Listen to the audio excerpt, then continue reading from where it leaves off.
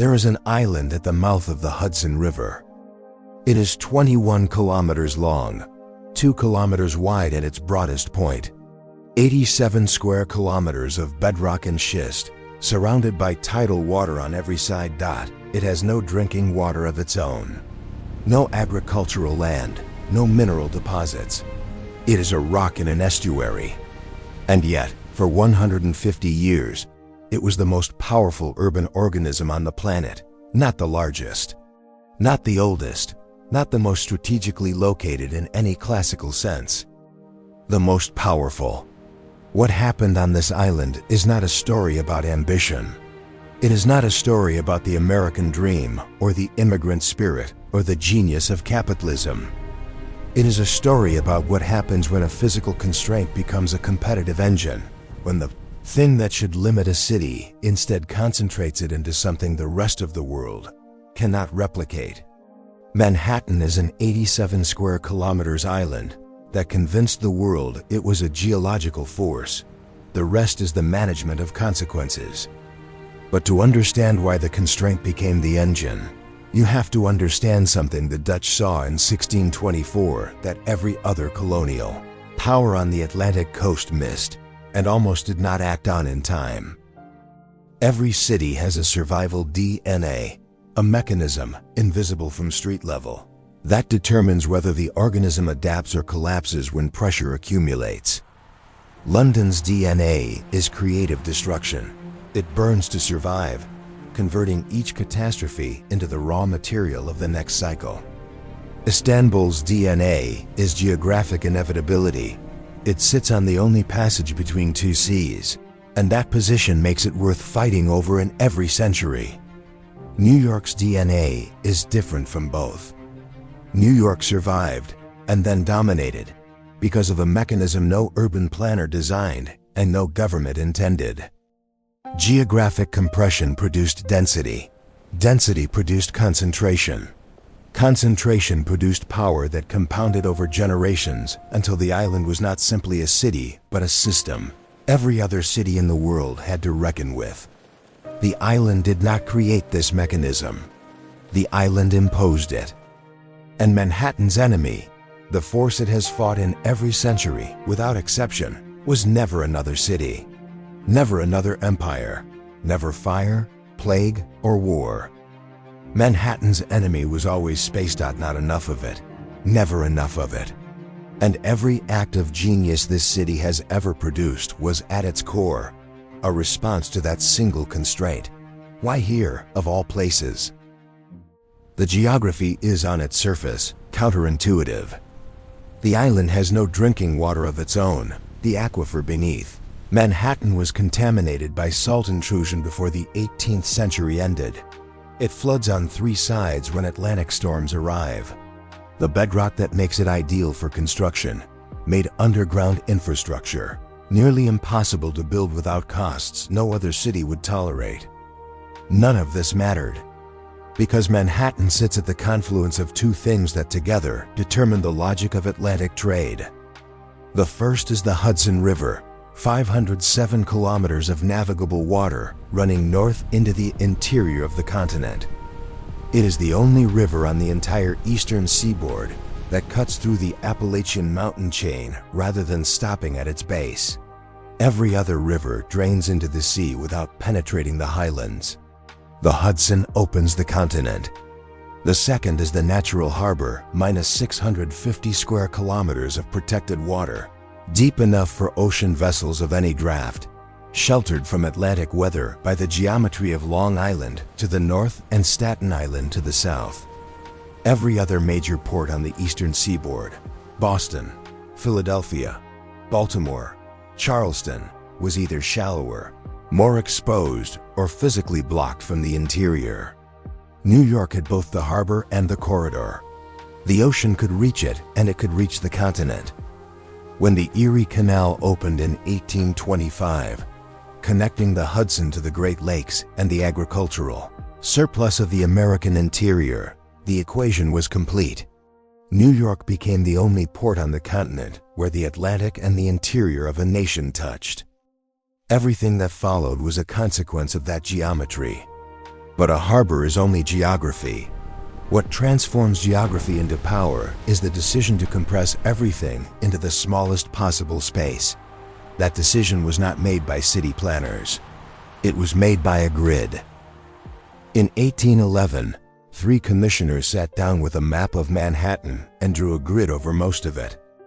The island was, at that point, developed only at its southern tip.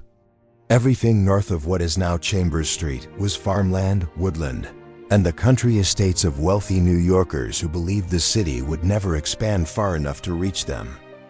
The commissioners extended the grid to 155th Street. They were wrong by approximately 13,000 blocks. The 1811 grid was not a plan for the city that existed. It was a plan for a city that had not yet been imagined to 2028 standard blocks, each designed to be developed, subdivided, and sold as commodity. What the grid did, what no one fully understood in 1811, was transform the entire surface area of Manhattan into a single legible, transactable instrument. Every block had an address. Every address had a value. Every value could be compared, bought, and exchanged. The grid converted the island's physical constraint into a financial mechanism before Wall Street existed in its modern form. When commerce arrived, and it arrived with ferocious speed after the Erie Canal opened in 1825, with cargo tonnage through New York's port tripling within a decade, there was already a system for pricing every square meter of the island. The compression had begun, and compression in Manhattan, constrained on all sides by water, meant only one direction: up. The first steel skeleton rose on Manhattan in 1884. It was 10 stories tall. Within 30 years, 10 stories would not be worth remarking on. Between 1880 and 1931, something happened in New York that had never happened in the history of cities. The vertical dimension became the primary axis of urban expansion. Every city in history had grown outward. Rome, London, Paris, Cairo, all spread horizontally as population and commerce increased. There was no reason not to. New York could not spread horizontally. The island was fixed on all sides by water. The response was a technology and an economic argument: the steel-frame skyscraper. The technology was available from the 1880s onward. But the argument, the financial logic, was uniquely Manhattanian. Because land was scarce, land was expensive. Because land was expensive, buildings had to maximize their return per square meter. Because buildings had to maximize return, they had to go up. The grid had already made every parcel fungible. The skyscraper made every parcel exponential. By 1931, Manhattan contained more commercial office space than the entire United Kingdom. This was not architecture. It was Manhattan's answer to its oldest enemy: space. The island had no room to grow outward, so it invented a way to grow inward, stacking function upon function, floor upon floor, converting its physical limitation into a vertical density no competitor could replicate without the same constraints. Density is power, but density unchecked becomes pressure, and pressure in Manhattan had nowhere to go. The island absorbed everything. Between 1880 and 1924, 12 million immigrants entered the United States through New York Harbor. The majority of them settled, at least initially, in Manhattan, an island with no room left. The Lower East Side reached population densities of 1,000 people per hectare in 1905, the highest ever recorded in American history. By comparison, the most overcrowded districts of contemporary Mumbai averaged 650. This was not poverty producing density. This was density producing poverty. The same compression that generated the city's financial power was simultaneously compressing its working population into conditions that housing reformer Jacob Riis described in 1890 as incompatible with the continuation of civilization. Riis's photographs of the tenements produced a political crisis. They did not change the underlying mechanism, because the mechanism was the city's engine. The same compression that overcrowded the Lower East Side also produced the garment industry, the financial sector, the commodity markets, the immigrant entrepreneurship that built the retail and entertainment industries of the 20th century. You could not have one without the other. This was New York's first structural contradiction. The island's power was inseparable from its pressure. Every attempt to relieve the pressure risked dismantling the engine. For decades, the city managed this through expansion, the bridges, the subway, the political incorporation of the outer boroughs in 1898. None of these valves removed the underlying pressure. And after 1929, the financial structure that had funded the entire vertical machine collapsed. What came next was not a pause. It was a transformation the city would not fully understand for another 40 years. The Depression and the Second World War did not break New York, they reorganized it. The war effort turned the port and the manufacturing base into instruments of industrial production on a scale never seen before. By 1945, New York was not just the financial capital of the United States. It was the logistical center of the Allied world. But prosperity after 1945 introduced a new pressure, one that came not from too many people crowded onto the island, but from people choosing to leave it. Robert Moses, Parks Commissioner, Highway Czar, the single most powerful unelected official in American urban history, spent 3 decades reshaping the New York metropolitan area. He built 627 miles of parkways and expressways, 658 playgrounds, 150,000 units of public housing. He also drove the Cross Bronx Expressway through the heart of the Bronx, displacing 60,000 residents and severing the borough's neighborhood fabric in ways it has not recovered from in 70 years. Moses built New York for the automobile and for the suburb. Between 1945 and 1970, the population of Long Island tripled. 2 million New Yorkers, predominantly middle class, predominantly white, left the city for houses with lawns, garages, and school districts that the island could not offer. The corporations that had clustered in Lower Manhattan followed a different logic. They moved uptown. The glass towers of Midtown, the Lever House in 1952, the Seagram Building in 1958, the Pan Am Building in 1963, announced a new phase of the island's vertical ambition. Manhattan was reorganizing itself again, as it always had, around a new configuration of power. But the tax base was leaving, and the social contract the city had built during prosperity was about to face a bill it could not pay. By 1970, New York had lost 700,000 manufacturing jobs. The middle class had followed Moses's highways to the suburbs.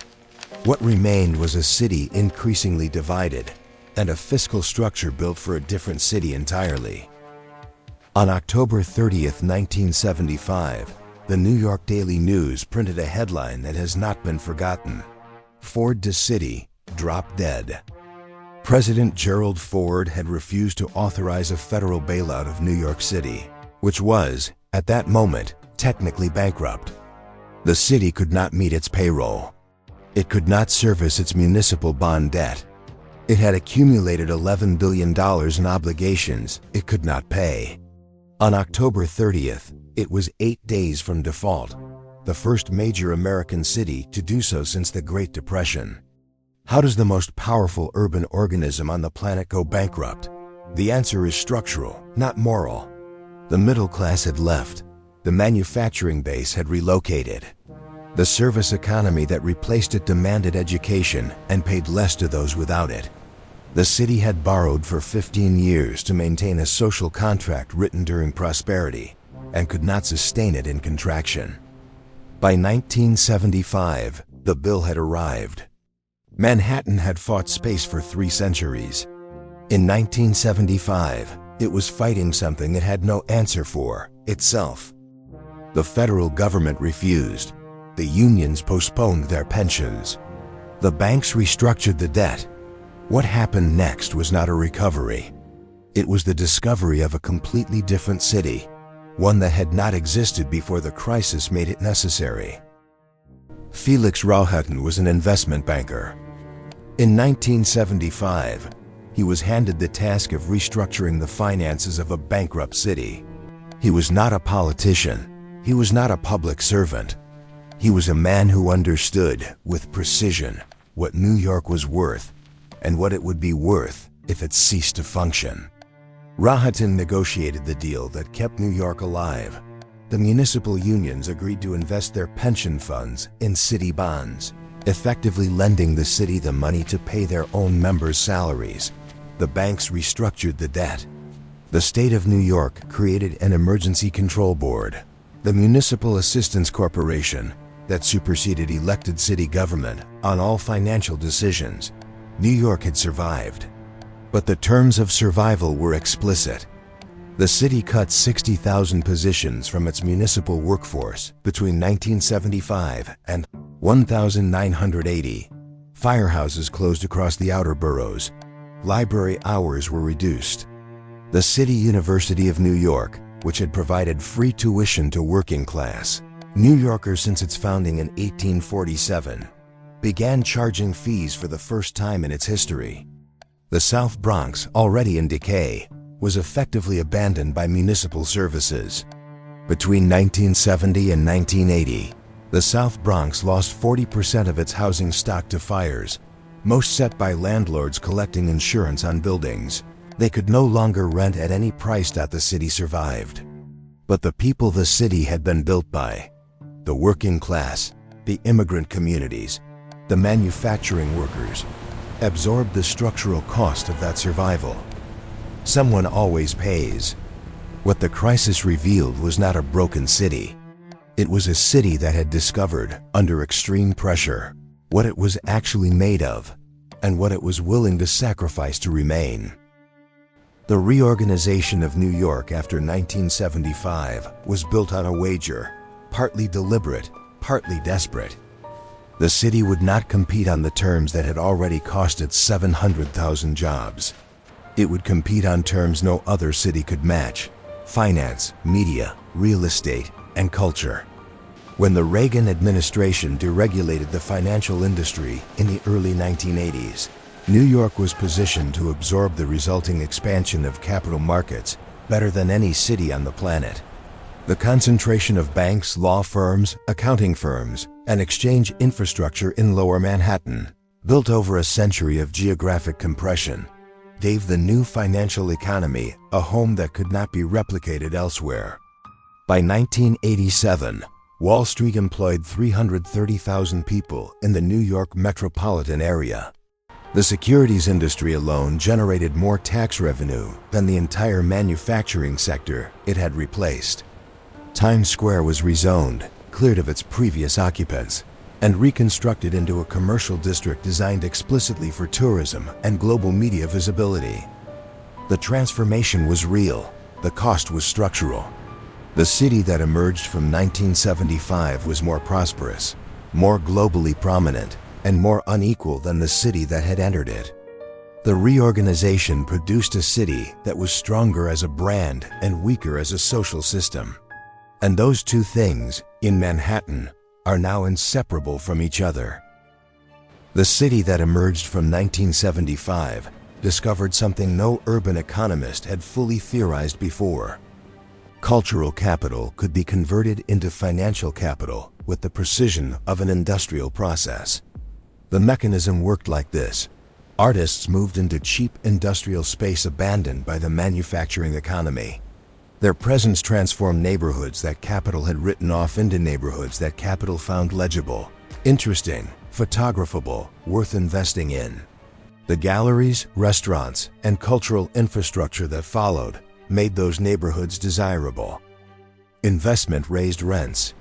Rising rents displaced the artists. The cycle repeated.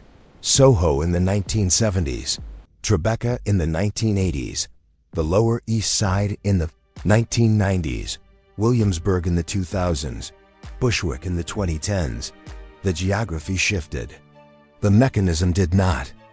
Jean-Michel Basquiat died in a loft at 57 Great Jones Street in Soho in 1988. He was 27 years old. His paintings now sell for over $100 million. The neighborhood where he lived and worked is currently one of the most expensive retail districts on the planet. He did not benefit from this. Neither did most of the people who created the culture that made the neighborhood valuable. This is not a moral observation. It is a structural one. Manhattan had found a new answer to its oldest enemy. It converted the space left behind by industry into cultural value, then converted cultural value into real estate value, extracting density from neighborhoods the way earlier generations had extracted it from bedrock. The question is no longer whether Manhattan can produce cultural and financial capital. It has proven that beyond dispute. The question is what happens when the island becomes too expensive for the conditions that made it productive in the first place. Manhattan's median apartment sale price crossed $2 million in 2023. The workers who staff the hospitals, restaurants, schools, transit system, and cultural institutions that make the island function can no longer afford to live in the borough where they work. The average commute for a nurse at a Midtown hospital is now 74 minutes each way. The average commute for a public school teacher in Manhattan is 68 minutes. The island is producing a spatial separation between those who consume its services and those who provide them. The gap widens each year. The subway carries 3.5 million riders daily and still runs on signal technology that in several lines predates the Second World War. The Second Avenue subway, planned in 1919, took 97 years to partially open. At a construction cost of $2.5 billion per kilometer, the most expensive subway construction ever recorded. And then there is the water. Hurricane Sandy in October 2012 flooded the subway tunnels beneath Lower Manhattan with 93 million gallons of salt water in a single night. The current climate projections indicate that Sandy-level storm surges will shift from once-in-a-century events to once-in-a-decade events within 30 years. The island that built its power on the harbor is now confronting the cost of the harbor. The water that made Manhattan a port is rising. Manhattan has survived every pressure it has ever faced by doing the same thing, converting the constraint into the engine. The harbor was not wide enough for the scale of global trade, so it became the only viable port on the eastern seaboard. The island was not large enough to house its ambitions, so it invented the vertical city. The industrial economy collapsed, so it became the financial economy. The financial economy financialized the city itself, so it became the most valuable real estate market on the planet. Each conversion worked. Each conversion had a cost. And each cost was paid, with remarkable structural consistency, by the people the city needed most and extracted the most from. The mechanism has not changed. What has changed is the scale of the conversion now required, and the number of directions from which the pressure is arriving simultaneously. For 4 centuries, every solution Manhattan created generated a larger version of the problem it was trying to solve. Manhattan's power was always the product of limits. The island that decided to be a continent is now confronting the oldest problem in urban history. Every empire eventually runs out of the resource that made it powerful. New York's resource was never land. It was people willing to endure the cost of living on that land.